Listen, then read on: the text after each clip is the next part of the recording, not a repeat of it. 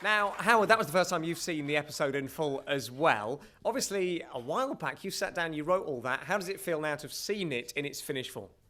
I couldn't be happier with how Joe's worked out in terms of replacing Nathan. You know, there was a lot of pressure on, losing sort of one of the key members of the gang, and people have been quite nervous about. I spoke to Matt beforehand, just to check, because he saw it a couple of days ago, and I was a bit worried about what people might think. And Matt assures me it's all right, and we've got nothing to worry about. I mean, I sort of I couldn't say it was awful, and I didn't feel like that either. Because I said to you, I was nervous at the end of the last series, losing Nathan from the show. And you think, well, where's it going to go? How are you going to develop it? It's a little bit like when someone leaves a band almost. You go, Robbie's left, take that, can take that, survive. Is that how it felt for you? Yeah, I mean, I was so confident that we could. But there was just so much speculation on sort of websites and things that this show's dead now, and it's all going to die and all the rest of it. And I think they didn't have the same faith we had in the other actors, and it's always been an ensemble piece. And I mean, it's for you guys to judge whether or not you think it stands up. Do you go on and read all the stuff on the forums? Do you log on to Digital Spy and go, what are they saying? Never. Really? No. I'll have to up my course on Telegram if I did that. So there's never any temptation there to go on and see what people are speculating about in terms of plot lines for the third series? Because at the end of series 2, I imagine lots of people think, well, how are they going to get it back on track? How's it going to pan out?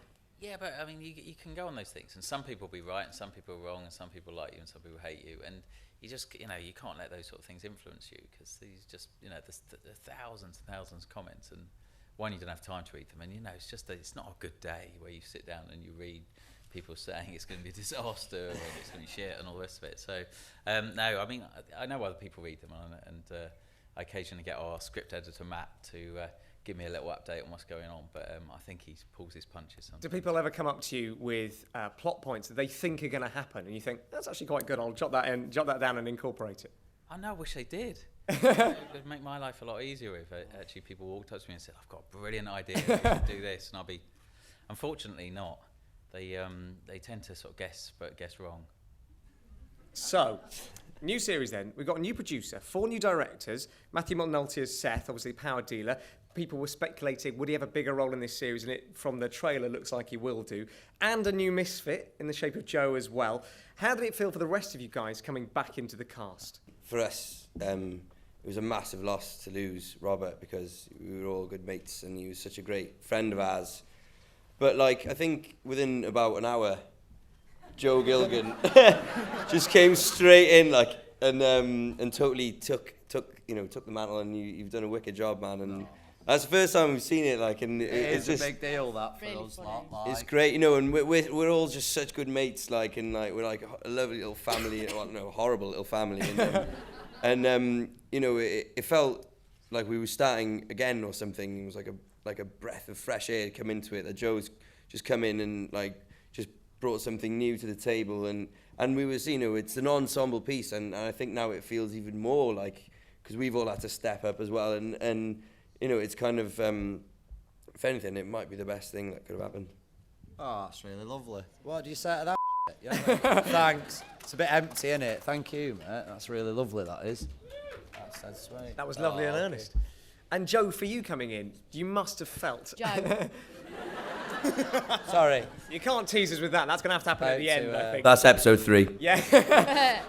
So you said to your agent, ideally I'd like something to do with Time Team. She said, that hasn't come in. Robinson's very protective. But Misfits have been in touch. You went, what is that? Do you know what it was, right? And I've said this a few times. When I got the script through, I honestly, mate, I laughed out loud.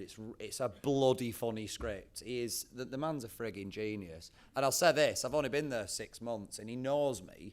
I don't know him, which is, I know he's mentally ill, but I don't know him. He does know me now as Joseph. It's taken 27 years for me to work out who I am, and I still haven't done Citalopram. But yeah, Howard's nailed me, mate, inside and out, and it's been an absolute bloody joy. I'm so sorry. Inside and out. Joe. Now, Howard, when it came to writing Rudy, did you have Joseph in mind? I like to think the answer is going to be yes. Or did you not know? Did you start writing and then have to cast that? Because I can't, now I've seen Joseph playing the role, I can't really imagine anyone else doing it. Yeah, but that's sort of, we've been really lucky on the show that we've sort of looked at thousands of people, and then one person's come along, we thought, right, that's them. And it's been the same with all of them, that, you know, there's been no sort of, oh, should it be this person or should it be that person? There was no other contenders for any of their parts, and that's made it sort of relatively easy. But yeah, I mean, it's difficult because you write not knowing. You know, I think Joe came in. You know, someone suggested him fairly late in the day, and we looked at sort of hundreds of people, and they just didn't work in the part. And as soon as you see like Joe put it on tape, you thought, that's a guy. And your fear is just that one, they won't take it, or someone else will offer them something better before you sign them up. But luckily, no one did offer him anything. Nobody else bloody wants me, not even my mother. Like, go on. Team didn't come calling. They so, didn't. Tony, if you're out there, lad. Tony's busy. But what was interesting, like, was when... Oh, sorry, I'm kind of stealing your job. That's here. all right, go on. That, Howard. Please, tell me. No, but from when we did the first read-through of this series, and then the first time we got the rewrites of that script, you'd kind of already adapted the lines to Joe. I'm always intrigued. Do you know, how far in advance do you plan things? Because you hear about writers of TV shows and they go, the first 7 seasons are locked down. I've got the points for every season. I know what's going to happen. Or in the case of someone like J.K. Rowling, she goes, yes, I know the final line of what Harry Potter's going to be.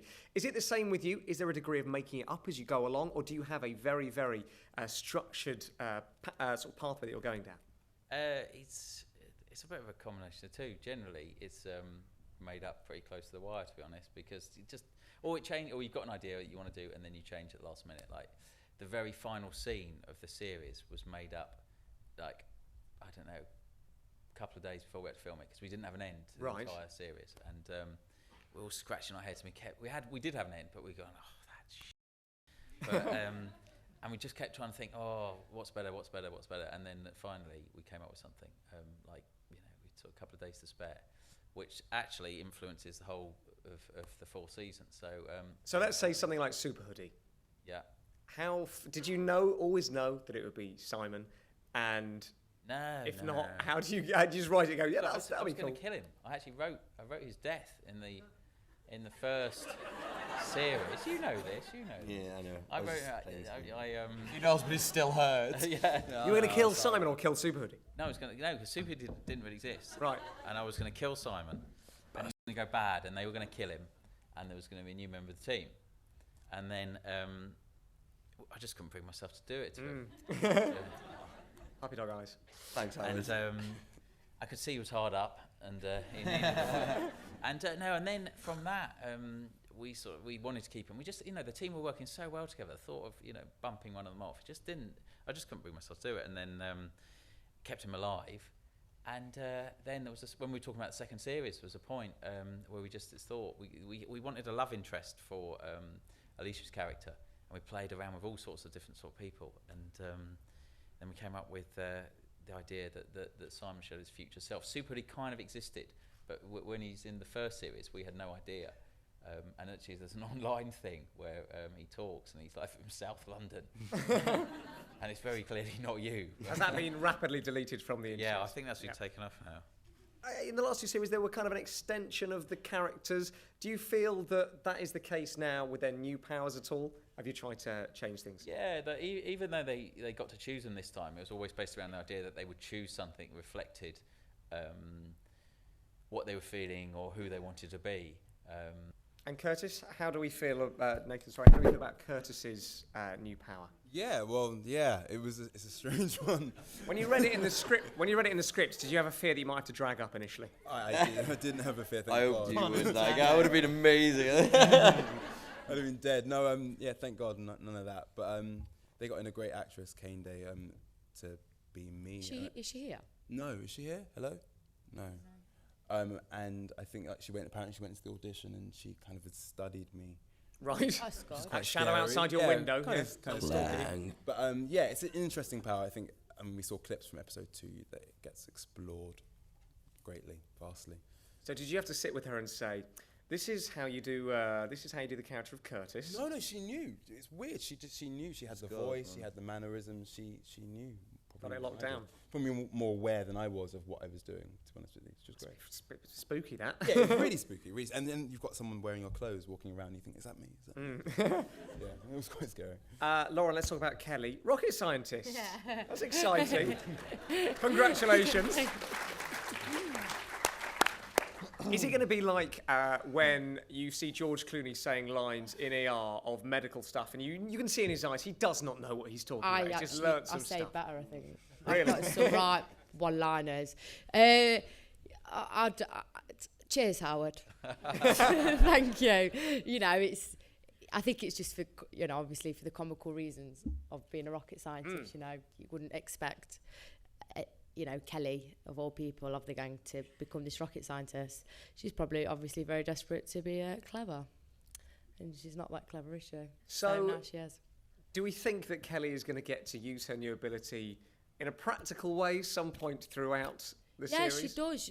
There's like, you know, there's in need when we, you know, when we need a bit of electrical guidance, she's there to to help out, and she fixes things, and you know, she's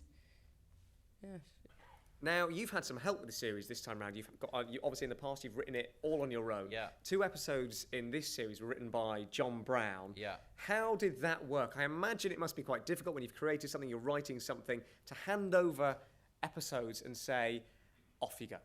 Well, you don't just hand them over and say off you go. That's for a start. Yeah, see you later. No, it's a huge relief, you know, because we've gone through so many writers of Bit in the Dust, and yeah, and then finally found somebody who can actually write it. Yeah, now I'm going to really make him work next year as well. So he's going to regret having sort of made a success of it, because he's got to do a lot more next year. And do you sort of loom over his shoulder, nitpicking, saying, they wouldn't say that? No, a little bit. Maybe a little bit. But not too much. No, we storyline it together, and then he goes up. But, you know, especially the second script he wrote is really, really good. And he needed much less help with that. And, yeah, he nailed it. And it was one of those moments where actually I thought, oh, a little bad. He's wrote a really good episode, and it sort of makes you want to up your game. Because if you've got no one else, if it's just all down to you, it feels like a bit of a slog, whereas you've got someone else to sort of do it. And he did episodes 5 and 6, and 6 particularly is very, very good.